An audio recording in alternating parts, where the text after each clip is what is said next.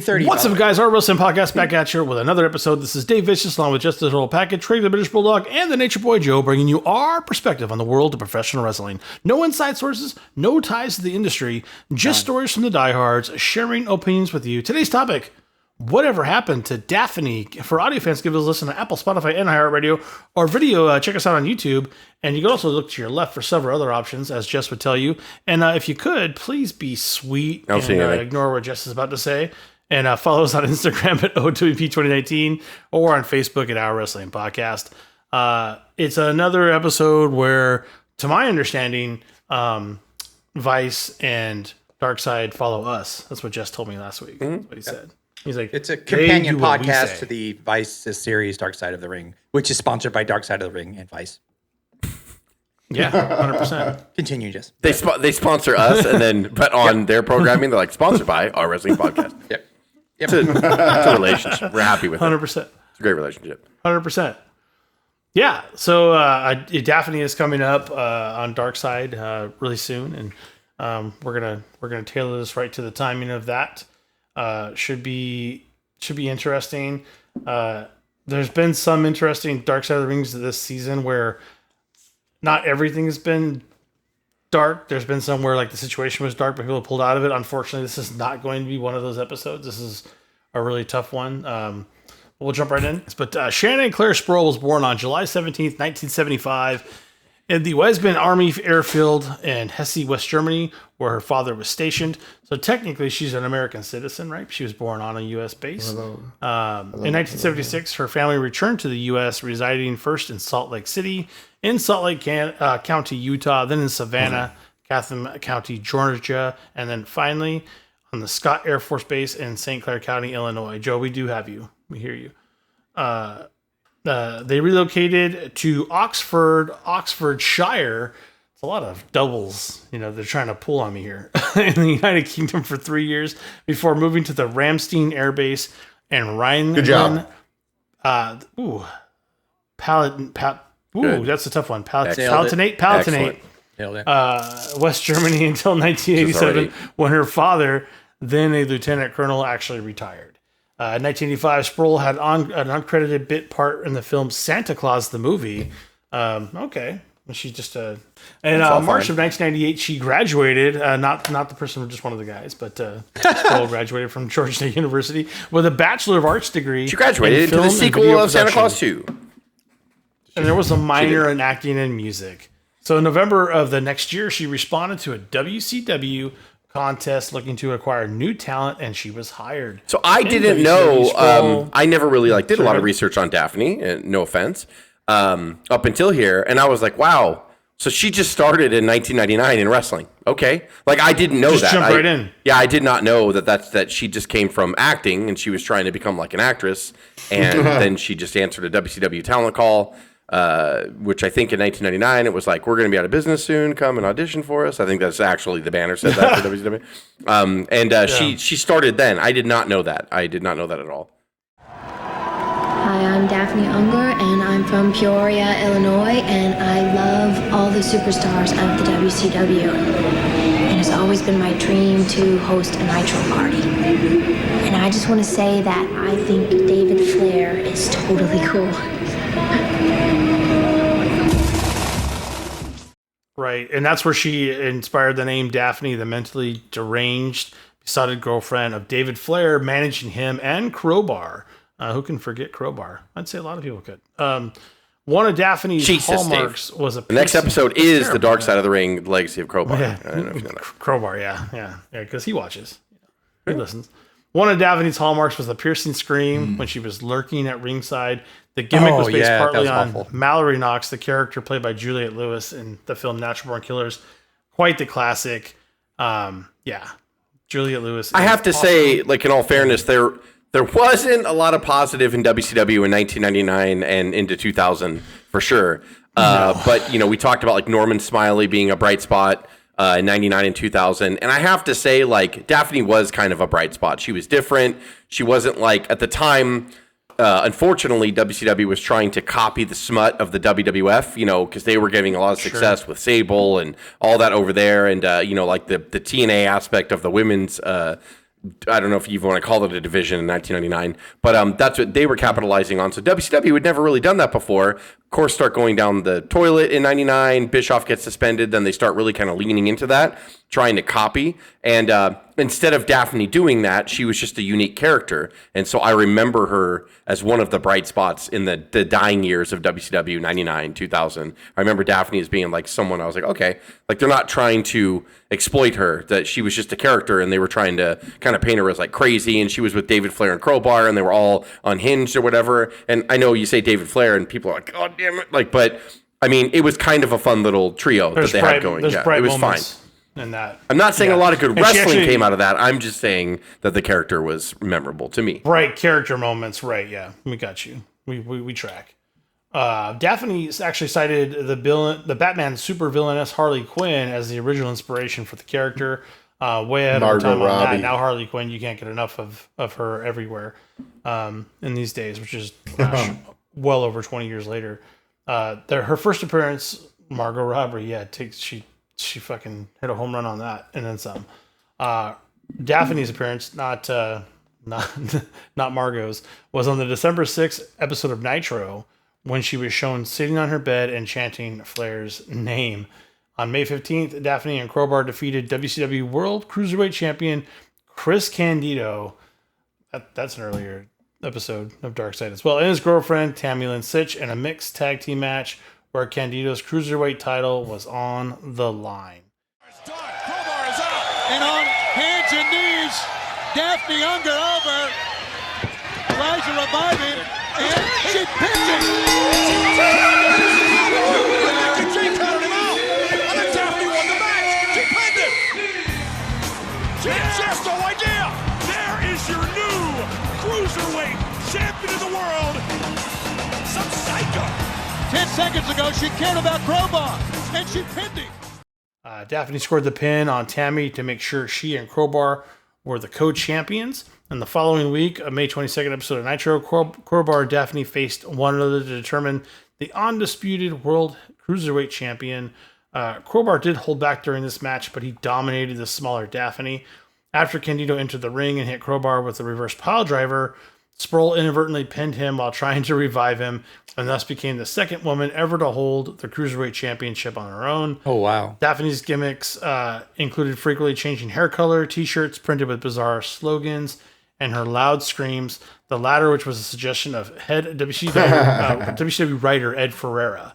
One of his few suggestions. On behalf of all the fans, not a good idea, Ed Ferreira. Thank you.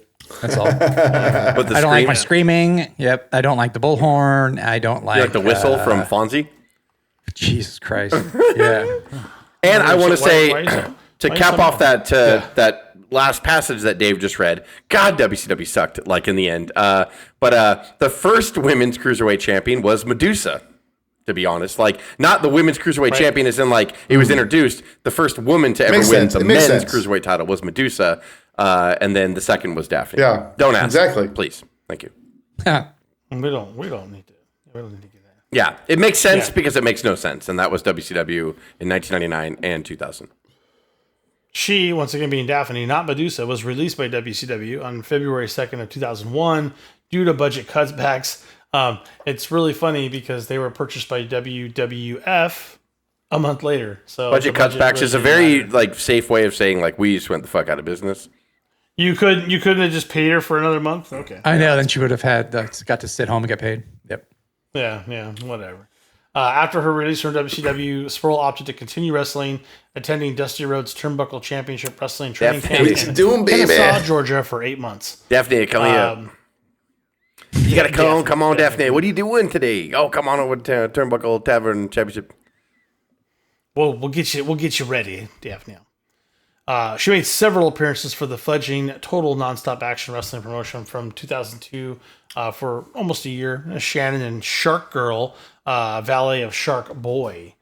Yeah, that's real. That actually did happen. She also worked for Extreme Pro Wrestling in 2003 as Lucy, the manager of Vic Grimes. Yikes. She also appeared in Ring of Honor, where she debuted in April 26th of 2003.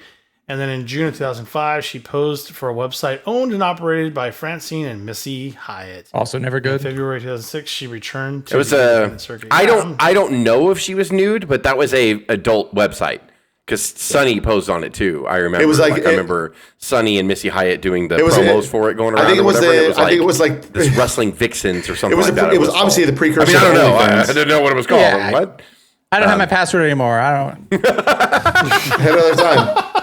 About 15 years, about 10 Yeah, years they're too early, pioneers. but like, hey, whatever. Again, ahead of their time, right? Ahead of their time, for sure. And then Sunny hit someone with a car, and she's in jail. Yeah. In April 2000, again, Daffney, not Missy Hyatt, debuted as Daffney for Shimmer Women It'd Athletes. be so funny if Missy She Hyatt did an debuted interview. and her name was Daphne. I'm like, what's happening? You're like, what? And then What Dave's happened? all, and now we're Where she crossing over revealed to the her- legacy of Missy Hyatt. I'm like, fair enough. It's fine. Yeah, that's what we're doing. She revealed her goal was to return to what she did from the beginning of her career, and that was to manage. On June 5th of 2008, episode of TNA Impact, she appeared as a planted fan in the audience along with fellow wrestlers Amber O'Neil and Becky Bayless. The three women volunteered to wrestle Awesome Kong in a $25,000 challenge. Daffney was selected and subsequently defeated by Kong. Recognize you. I worked with you in WCW. You're Daffney, right? How are you doing, JB? Good to see you again. Long time no see. What have you been up to? I've been wrestling all over the world. And you think you have what it takes to defeat Awesome Kong here tonight? I'm going to give it my best shot. All right. Awesome Kong was pretty awesome. You know, just She was. Yeah, she's great. On June 27th of 2010, Daffney won her only women's championship, defeating Rachel Summerlin in the first round of Anarchy Championship Wrestling's 2010 American Joshi Queen of Queens tournament. Legendary. She lost the title in the second round to Jessica James. God bless So independence. technically, she held the title between rounds, is what you're saying. That's just... On April 6th of 2013, Daffney returned to Shimmer Women Athletes at the promotion's first ever internet pay-per-view, Volume 53, where she appeared as the manager of Regeneration X, Alice in Danger, and Leva Bates. Just let's Independents jump on are the this. best, Craig. Stop it. Independent wrestling shows are the best. Regeneration X. So great. It's fantastic. I believe she lost to the Thundertaker. That's lovely. In a tag team against Shauna Michaels. And Yep, that's what happened. As a result of having her haircut by the beautiful people, see, there you go, on March 19th episode of Impact, Sproul transformed into her old Daffney ring name and gimmick on April 2nd episode of Impact, where she appeared in an on-screen psychiatrist Dr. Stevie's office, Dr. Stevie, for a therapy section. Daffney spent the next couple of months mainly managing Stevie and Raven before making her in-ring return on the February 18th, 2010 episode of Impact, losing to the TNA Women's Knockout Champion Tara via disqualification after hitting her with a toolbox. Up into the steel guardrail and knockout champion trying to fight back. What's Daffney got a toolbox? Oh, she hit it with a toolbox. Oh, a shot to the back. Daffney just slamming that toolbox right on Tara. Referee has called for the bell. Obvious. Not How happening. does it fit? Where'd she get that from? I don't care. I don't care. Under the ring. I shouldn't have asked. I don't care. Pretty simple. Yeah. Later that year, during Impact tapings, Daffney was injured in a dark match against Miss Betsy, and her tryout match was taken to a hospital where she was diagnosed with a deeply bruised sternum, a severe stinger, and a concussion. That's a lot. little snug during the tryout match. A little snug. I don't. I Yeah, want to say hey, that Miss Betsy, that calm tryout down. match did not go well. If I'm just throwing it out there, I haven't seen it. Yeah. It sounds bad. On the May 26th episode, But it good news announced is that, what's her name? Beautiful Betsy or whoever fought her. She got the job. yeah, they got it. She put Daffney in the hospital. Yeah, Miss That Betsy. woman now? Miss Miss Betsy's Betsy. the- There you go. Nia Beautiful Jax. Betty. I don't know what I'm just making stuff up. Yeah, Miss Betsy's. Yeah, she's actually Nia Jax. I'm just kidding. That's not nice. We should. Yeah. What? On May 26th, it was announced that Sproul had been cleared to return to wrestling. She made her return at the June 14th tapings of Explosion. On March 15th of 2011, her contract with the promotion expired, and she was not renewed. She announced she had filed a workers' compensation claim against TNA for injuries suffered while wrestling for the promotion. So she didn't Believing work she'd at been Money put in at the unsafe Bank working the next environment. month? You said money and the bank. That's lovely. These are too good. She didn't go to another wrestling promotion where Commissioner Victor McMahon told her that she had to wrestle in a handicap match. She's like, God, that just sucks. She didn't get paid for Harmageddon. oh my God. Sproul later claimed that she did not believe she could ever wrestle again due to the accumulated injuries that she had suffered during her career. The lawsuit was settled out of court on March 8th of 2013. Despite retiring in 2011, she began working as a hostess in 2012 of the New Shine Wrestling promotion. She held that position until May of that following year when she returned to the role as a manager there. She also appeared in 2018's Ring of Honor, and that's kind of where it ends, I think. There's a lot of stuff in between that we're going to get into. It's going to kind of fill in the gaps, I would say. Sproul actually married a guitarist, Rich Ward, in 1989, but they separated just 4 years later. After the divorce, she dated professional wrestler CM Punk, and she had a close relationship with wrestler Jamie Lynn Senegal. I forgot all about the CM Punk thing. That bitch. Yeah. Not her. CM Right. Punk's a bitch. Yeah. And in 2003, Sproul was diagnosed with bipolar disorder. So this whole time, after her release, not too far after her release in WCW, she's diagnosed with bipolar, and she's having to fight this the entire time, along with these surgeries and these injuries. So she had surgery in 2017 to fuse her C5 and C6 vertebrae to fix an extrusion that was pressing against her spinal column. So she's already in incredible pain on top of this.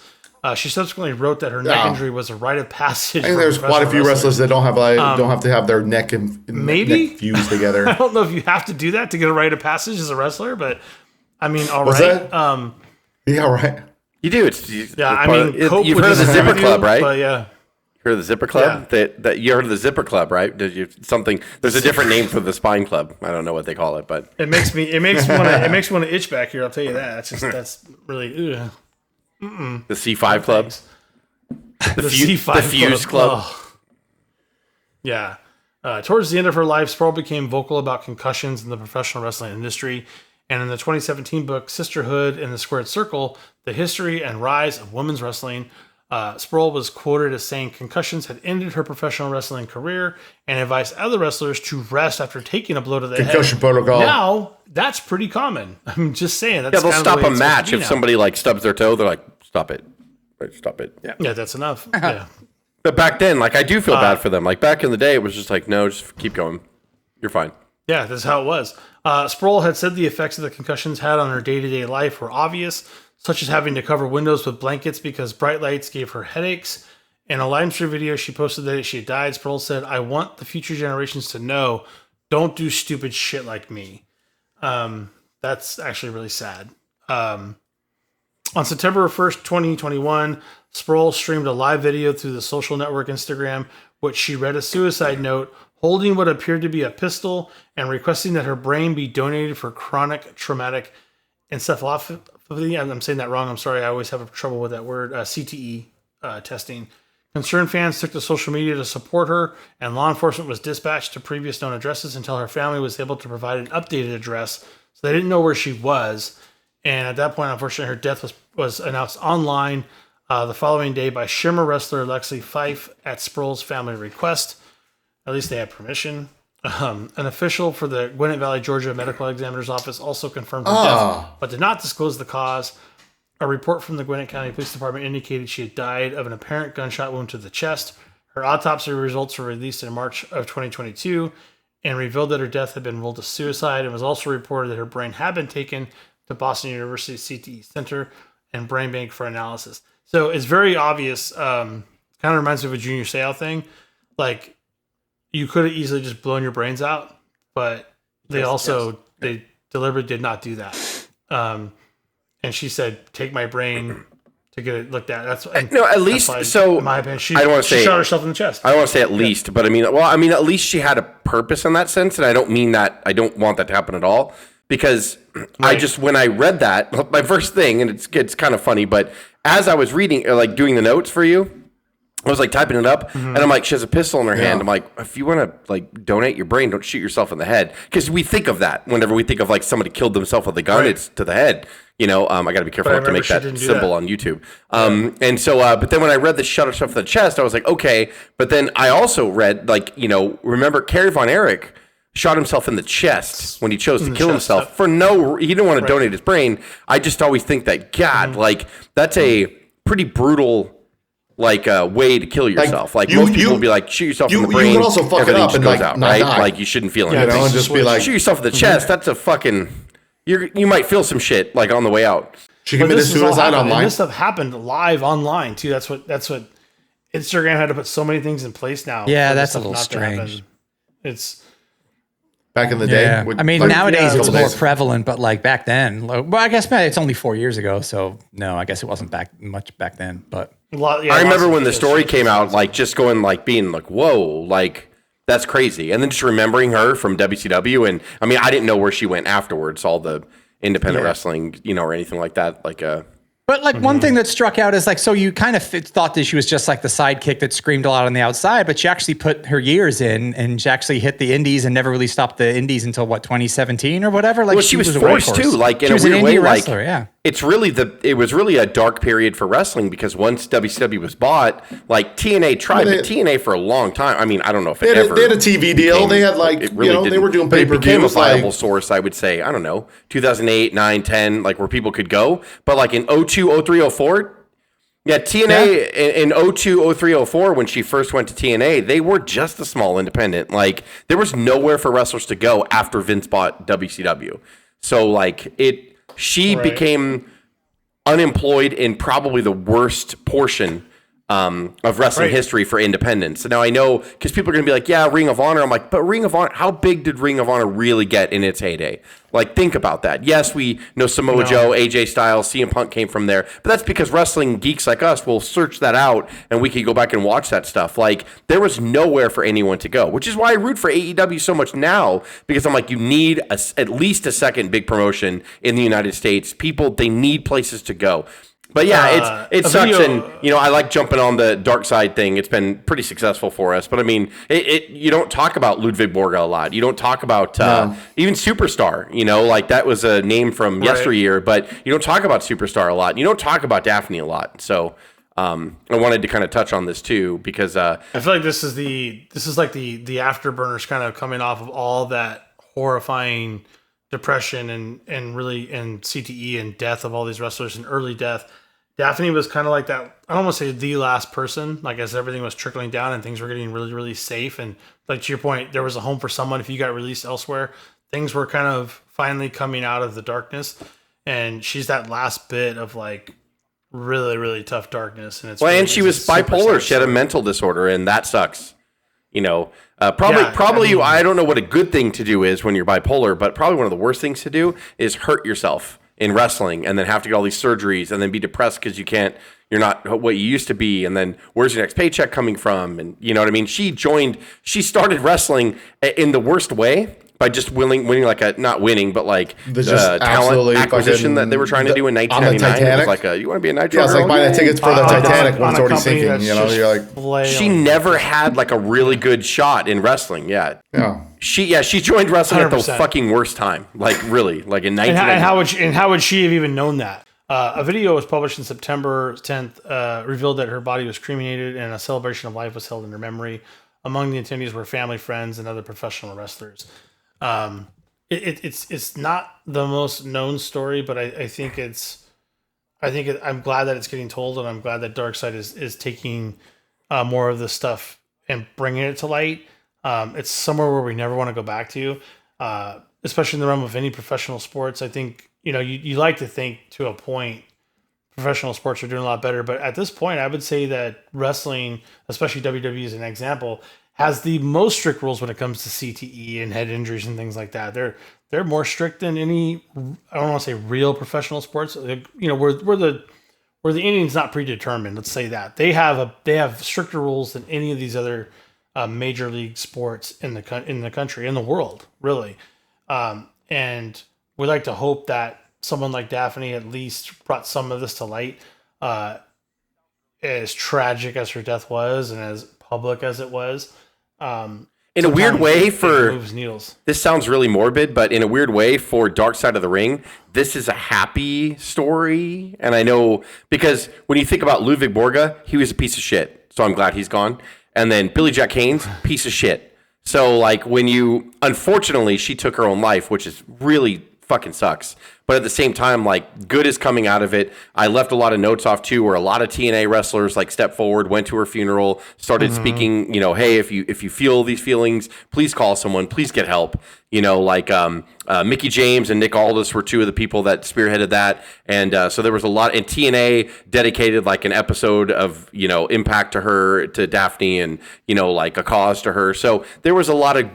I hate to say it, you had to lose someone, and someone suffered mentally like she did. But then, like I said, for Dark Side of the Ring, this is kind of a happy ending. And I know I don't mean to make light of that, but again, this is very different from the pieces of shit like the Billy Jack Hayneses and the Ludwig Borgas, who kind of sort of glad they're either in jail or gone.